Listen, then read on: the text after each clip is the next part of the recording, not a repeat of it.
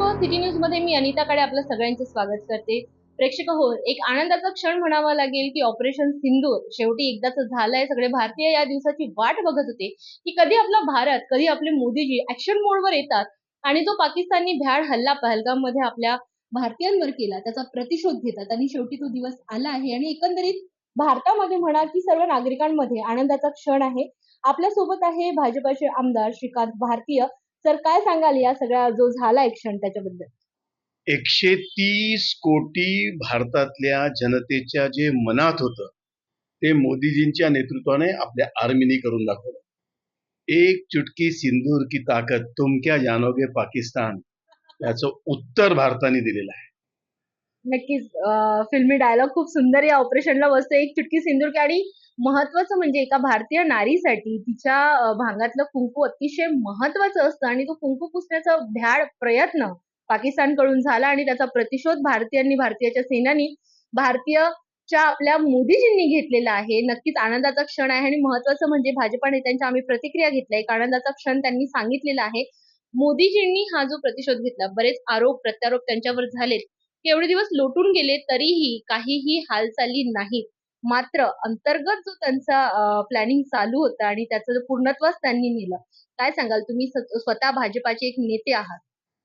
मोदीजींच्या कामाचं हे वैशिष्ट्यच आहे की ते असा आवाज काढतात की ते आवाज काढेपर्यंत कोणाच्या लक्षात येत नाही. ये थप्पड़ की जो गूंज है ये पाकिस्तान तो समझ लेगा. आणि दुसरी गोष्ट, भारतातल्या सामान्य माणसांच्या इच्छाशक्तीमध्ये इतकी ताकद आहे की ती जेव्हा जेव्हा प्रबळ होते ना, तेव्हा तेव्हा विरोधकांना त्याचं उत्तर मिळतच. Modiji planning in details and planning in ऍडव्हान्सला माणूस आहे. प्रखर देशभक्त आहे, प्रखर राष्ट्रभक्त आहे. भारतातल्या सामान्य माणसांच्या संवेदनांची त्यांना जाणीव आहे, त्यांना कल्पना आहे. आणि त्यामुळेच त्यांनी करेक्ट अंदाज घेतला. आणि नंबर 2, कुठल्याही सामान्य पाकिस्तानी माणसावर अटॅक केला नाही, पाकिस्तानी मिलिटरीवर अटॅक केला नाही. ज्या ज्या लोकांनी अशा प्रकारच्या हरकती केल्या ते आणि त्याच्या पाठीशी जे होते ते केवळ त्याच 9 ठिकाणी मोदीजींनी आणि आपल्या आर्मींनी टार्गेट केलेलं आहे. आपण लष्कर प्रमुखांची जर प्रतिक्रिया ऐकली तर त्यांनी सांगितलं पिक्चर अभी बाकी आहे. याचा अर्थच असा की एवढीशी जरी हरकत पाकिस्तानने आता याचं उत्तर देण्यासाठी केली तर त्याचे भयानक परिणाम पाकिस्तानला भोगावे लागतात. एकंदरीत असं म्हणावं की जसं तुम्ही म्हटले पिक्चर अभी बाकी आहे, तर हा फक्त एक ट्रेलर होता. ट्रेलरवरनं त्यांनी अंदाज घ्यावा की मोदीजींची प्लॅनिंग किती आहे आणि कुठल्या तयारीत आहे. पण एकीकडे भारतीयांचं असंही म्हणणं आहे, बऱ्याच लोकांच्या अशाही प्रतिक्रिया आहे की काही लोकांना संपवण्यापेक्षा संपूर्ण पाकिस्तानच संपवायला हवा होता. काय म्हणाल? आता खरं पाहिलं तर पाकिस्तान म्हणजे काय याचा अर्थ समजून घेतला पाहिजे. आपल्यासाठीचा जो पाकिस्तान आहे तो आपल्या विरोधातला पाकिस्तान आहे. तो संपलाच आहे आज एका अर्थाने, किंवा संपण्याची सुरुवात झालेली आहे. मला असं वाटतं की भारताने नेहमीच विदेशाबद्दल विचार करताना असा कधीच विचार नाही केला की तो विदेश आहे. आपण नेहमी विश्वाची कल्पना करतो. भारतातनं जेव्हा जेव्हा माणसं बाहेर गेली, ते स्वामी विवेकानंद असू दे किंवा प्रभुपादजी असू दे, यांनी जगाच्या कल्याणाचाच विचार केला. तो आपला डीएनए आहे, तो आपला सामाजिक डीएनए आहे. पण याचा अर्थ असा नाही आहे की आम्ही भेकड आहोत. याचा अर्थ असा की जेव्हा जेव्हा सीता उचलून नेली आहे तेव्हा आम्ही रावणाला संपवलं आहे. तेव्हा आम्ही सीमा तेव्हाच पार केल्या जेव्हा बाहेरून अन्याय झाला, अत्याचार झाला. त्यामुळे जगाने पण हे समजून घेतलंच आहे की जेव्हा जेव्हा अशा प्रकारचा अन्याय भारतावर येतो तेव्हा भयबिन होईन प्रीत, असे प्रभू रामचंद्र म्हणाले. आणि समुद्र ओलांडून जाऊन त्यांनी रावणाचा नायनाट केला. पण सामान्यपणे भारताने नेहमी विश्वाच्या कल्याणाची चिंता केली आहे, विश्वाच्या कल्याणाचाच विचार केला. तेव्हा पाकिस्तानाचा जो सामान्य माणूस आहे, खरं पाहिलं तर तो केव्हा तरी एक वेळा भारतामध्येच होता आणि तो केव्हा तरी येईल सुद्धा. पण याचा अर्थ असा नाही आहे की कोणी आमच्याशी कसंही वागायचं. जसं आज नड्डाजी म्हणाले, जो हमको छेडेगा उसको हम छोडेंगे. एकंदरीत आता या हल्ल्याला घेऊन बऱ्याच दिवसांच्या चर्चा होत्या. भारतीयांमध्ये बरेच गैरसमज होते. स्पेशली विरोधक जे प्रतिक्रिया देत होते त्याने आणखी संभ्रम वाढत होता. आणि मोदीजी ऍक्शन मोडवर पूर्णपणे आले नव्हते. त्यांच्या फक्त मीटिंग्स आणि अंतर्गत त्यांचे प्लॅनिंग चालू होते. आणि एकंदरीत नंतर मग जे झालं, व्हिसा कॅन्सल करणं झालं, त्यांना वापस पाकिस्तानमध्ये पाठवणं झालं, भारतीयांना वापस भारतामध्ये बोलवणं झालं. त्याच्यामध्ये आपण बघितलं की बऱ्याच सामान्य नागरिकांच्या प्रतिक्रिया आल्या होत्या. काही मुलांपासून आई वेगळ्या झाल्या, काही मुलं आईसाठी रडत होते, तर आई मुलांजवळ जाण्यासाठी रडत होत्या. तर ही जी सगळं चालू आहे आता या ऍक्शन नंतर, या गोष्टी आता पुढे कंटिन्यू राहतीलच का, की आता या थांबतील? मला असं वाटतं खरं पाहिलं तर बरेच वेळा माननीय मोदीजी किंवा भारतातले अशा विचारातले उच्च पदस्थ लोक आहेत, हे जसा आपण विचार करतो ना, तर आपल्यापेक्षा 10 मजली वरचा विचार करणारी माणसं आहेत आणि त्यांनी तो करावी लागतो, केलाच पाहिजे. किंवा सामान्य माणसं जी विचार करतात त्याच्या पलीकडे लोकांना विचार करावा लागतो. प्रामुख्याने जे स्टेट्समन्स असतात, त्यांना देशाचा विचार 100 वर्षाचा करावा लागतो, 50 वर्षाचा करावा लागतो. आणि ज्या प्रकारचा आदरणीय मोदीजींचा किंवा आम्हा सगळ्या परिवारातल्या लोकांचा डीएनए आहे, आम्ही लोक कधीच 5 वर्षाच्या इलेक्शनचा विचार नाही करत. ही सगळी माणसं देश म्हणून विचार करत असतात आणि देश म्हणून विचार करत असताना विश्वाच्या कल्याणाचाही विचार करावा लागत असतो. त्यामुळे स्वाभाविकपणे नरेंद्रभाई मोदीजी असतील, अमितभाई शहा असतील, ही सगळी माणसं अशा सगळ्या गोष्टींचा विचार गंभीरपणे करतात आणि लॉंग टर्म डोळ्यासमोर ठेवून सुद्धा करत असतात. त्यामुळे स्वाभाविकपणे हा देश टिकला पाहिजे, वाढला पाहिजे, मोठा झाला पाहिजे, सशक्त झाला पाहिजे. परक्यांनी या देशाकडे वाकडी नजर करून बघितली नाही पाहिजे, असाही विचार करत असतात. पण सेम टाइम विश्वाच्या कल्याणाचा विचार सुद्धा या लोकांना करावा लागतो आणि ते करत आलेत. हा आपला आतापर्यंतचा इतिहास आहे. त्यामुळे स्वाभाविकपणे देशाच्या सामान्य माणसाची सुरक्षा, विकास, ते सशक्त होणं याचा विचार जसा करतील, तसं परक्यांनी आपल्याकडे वाकड्या नजरेने बघण्याची हिंमत करू नये, असाही विचार करा. तर ही जी ऍक्शन आहे यांनी, म्हणजे जे आपल्या इथे आश्रित म्हणून आलेले आहेत आणि काही दिवसांच्या विजा घेऊन आलेत, मात्र परत जाण्याचं कधी नावच घेतलेलं नाही आहे, अशा लोकांना परतीचा प्रवास करावा लागणार असं तुमचं म्हणणं आहे पुढे. आणि त्याच्यानंतर जातीय जनगणना ही पण आता एक नव्याने घोषणा झाली आहे. या सगळ्या गोष्टींचा परिणाम काय होईल? जातीय गणनेच्या संबंधात सरकारने या विषयात फार स्पष्ट भूमिका घेतलेली आहे आणि त्या प्रकारचा निर्णय केलेला आहे. भारतासारख्या अ, वेगवेगळ्या प्रकारच्या जाती, पोट जाती, वेगवेगळ्या प्रकारचे संप्रदाय आणि विविधता असलेल्या देशामध्ये जातीच्या विषयातला जनगणना त्याचा गंभीरपणे आणि फार डिटेल विचार करावा लागणार आहे.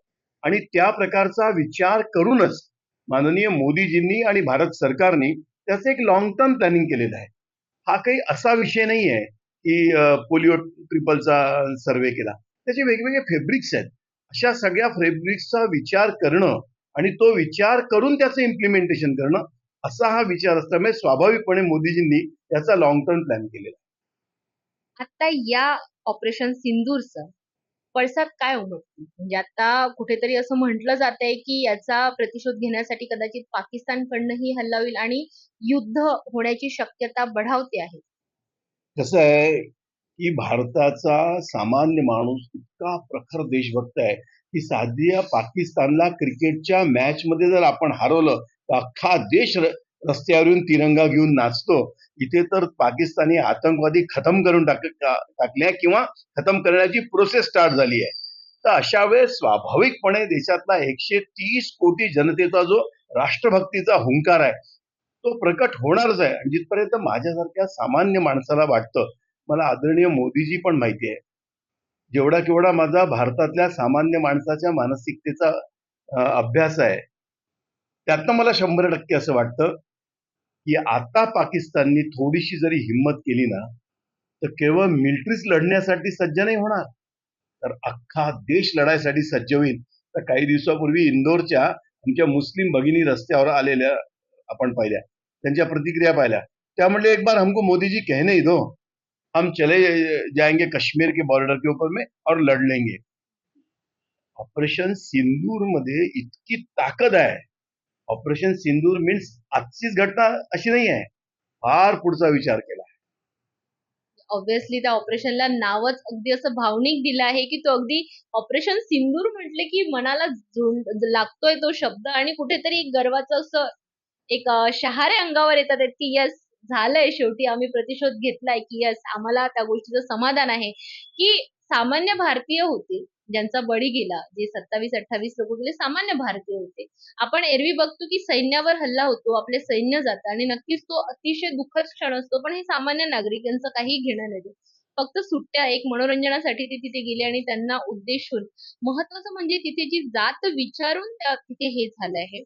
आणि एकंदरीत या गोष्टीने कुठेतरी एक संभ्रम आपल्या भारतात निर्माण झाला.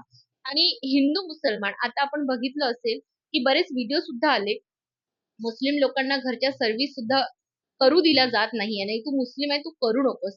मग मला सांगा या गोष्टींमुळे भारतामध्ये जो हिंदू मुस्लिम हा वाद आता एक नव्याने सुरू झाला, हा चुकीचा आहे आणि याला कुठेतरी आपण एक सकारात्मक वेणी घेतलं पाहिजे असं वाटत नाही? असं आहे की तुम्ही या घटनेनंतरची मोदीजींची प्रतिक्रिया ही अत्यंत बोलकी प्रतिक्रिया होती. ते म्हणले की ये हमला केवळ भारतीय पर्यटकों पे नहीं था, ये भारत के आत्मा पे हमला था. त्याचा अर्थच असा की भारताचा आत्मा आपण समजून घेतला पाहिजे. भारताचा आत्मा हा स्वाभाविकपणे विश्वकल्याणाचा आहे. हा जातीभेदाच्या पलीकडला आहे. हा संप्रदायाच्या पलीकडला आहे.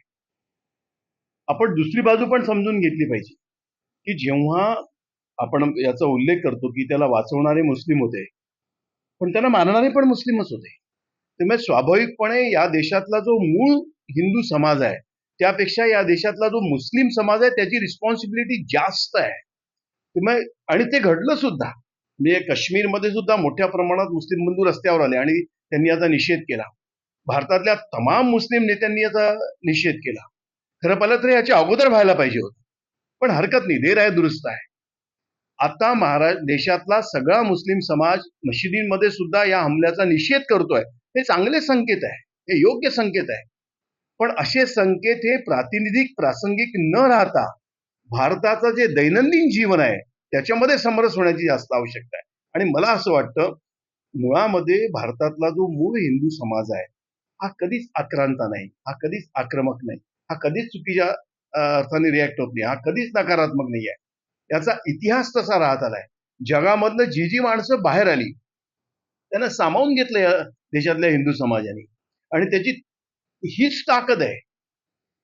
जेव्हा किंवा अशा प्रकारच्या घटना होतात तेव्हा स्वाभाविकपणे त्याची छोटी प्रतिक्रिया उमटतेच. ती पण समजून घेतली पाहिजे. पण ज्यांना समाज चालवायचा आहे, त्यांना देश चालवायचा आहे, त्यांना सगळ्यांचाच विचार करावा लागतो. आणि मला नेहमी असं वाटतं की भारताचं जे सोशल फेब्रिक्स आहे त्यांनी ती सामावून घेण्याचंच आहे. छोटी मोठी प्रतिक्रिया एखाद्याची असू शकते, ती पण स्वाभाविक आहे, समजून घेतलं पाहिजे. पण अशा वेळेस भारतातल्या मुस्लिम समाजाची, मुस्लिम नेत्यांची मोठी रिस्पॉन्सिबिलिटी आहे की त्यांनी ज्या पद्धतीच्या प्रतिक्रिया आता या काळामध्ये दिल्या ते भावविश्व पुढे त्यांनी कंटिन्यू ठेवलं तर भारतामध्ये अशा प्रकारची सौहार्दता निर्माण व्हायला होईल. आपल्या भारतातली ही शांतता अशीच अबाधित राहावी आणि आपल्या भारतीयांनी एकजुटीने नेहमी आपल्या भारताची ओळख राहिली आहे. कधी आपल्या इथे जातीभेद झाला नाही. सगळ्या जातीचे लोक एकोप्याने एकत्र आनंदाने नांदले आहेत, नेहमी आनंदाने राहिले आहेत. तर हीच आनंद हीच शांतता आपल्या भारतात कायम राहावी म्हणून एक भारतीय जनता पार्टीचे प्रतिनिधी म्हणून तुम्ही काय संदेश द्याल? साहेब, भारतीय जनता पार्टी या पक्षाचं नावच भारतीय जनता असं आहे. हा पक्ष काही इंग्रजी नावाने सुरू झालेला नाही आहे. हा पक्ष जन्मला इथेच, हा पक्ष वाढला इथेच. आणि भारतीय जनता पक्ष ज्या राष्ट्रवादाचा विचार करते तो राष्ट्रवाद सुद्धा या मातीत जन्मलेला आहे. त्यामुळे या मातीत जन्मलेल्या राष्ट्रवादाचा विचार घेऊन भारतीय जनता पार्टी काम करते की ज्या विचारामध्ये विश्वकल्याणाची चिंता आहे. दुरितांचे तिमिरभाव विश्व स्वधर्म सूर्यभाव वसुधैव कुटुंबकम. आमचा संस्कार, आमचा डीएनए, आमचा विचार, आमची थॉट प्रोसेस हे विश्वकल्याणाचीच आहे. त्यामुळे स्वाभाविकपणे भारतातल्या सगळ्या जाती, सगळे संप्रदाय, तुम्ही भाजपचा जर इतिहास बघितला असेल तर भाजपच्या कार्यक्रमांमध्ये, भाजपच्या अभियानामध्ये, भाजपच्या संस्कारामध्ये पहिला शब्दच आहे नेशन फर्स्ट. देश प्रथम, नंतर पार्टी, नंतर स्वयं. भाजपच्या सगळ्या अभ्यास वर्गामध्ये मागे 3च वाक्य लिहिली असतात. राष्ट्र प्रथम, नंतर पार्टी आणि नंतर स्वयं. भारतीय जनता पार्टी ज्या विचारावर आधारित आहे त्या विचाराचं नाव एकात्म मानव दर्शन आहे. आम्ही विश्व कल्याणाची, मानव कल्याणाची चिंता करणारे लोक आहोत. त्यामुळे स्वाभाविकपणे अशा भारतीय जनता पक्षाचं सरकार या देशामध्ये आहे आणि प्रबळ सरकार आहे, सशक्त सरकार आहे, कंप्लीट गव्हर्नमेंट आहे. म्हणजे स्वाभाविकपणे भाजपचा कार्यकर्ता, भाजपचे नेते आणि भाजपचं सरकार हा समाज एकसंघ राहावा, एकजी जीव राहावा, ही जी भाजपची परंपरा आहे त्याच्या अंतर्गतच काम करणार. प्रेक्षक हो, हे होते भाजपचे आमदार श्रीकांत भारतीय. त्यांनी एकंदरीत भाजपची जी कार्यप्रणाली आहे ती आपल्याला सांगितली आणि जो स्ट्राईक झाला आहे त्याच्यासाठी एक आनंद सुद्धा व्यक्त केला. एक गर्वाचा हा क्षण आहे संपूर्ण भारतीयांसाठी म्हणा, पण आपल्या भारतात जी आपल्या भारताची ओळख आहे संस्कारांची, सुसंस्कारांची, एकात्मतेची, कुठलाही भेदभाव नसलेले लोक एकोपाने या भारतात राहतात आणि हीच ओळख आपल्या भारताची अशीच कायम राहावी. त्यामुळे सगळ्यांनी एकोप्याने राहावा. आजच्या या क्षणाचा आनंद नक्की सगळ्यांनी साजरा करा. मात्र कुठल्याही प्रकारचा मनात कुठल्याही प्रकारचा राग न ठेवता कुणासाठी आनंदाने हा क्षण साजरा करा. आम्ही सिटी न्यूजवर तुम्हाला सर्व अपडेट देतच राहू. त्यासाठी तुम्ही बघत राहा सिटी न्यूज. लाईक, शेअर आणि सबस्क्राईब करायला विसरू नका. नमस्कार.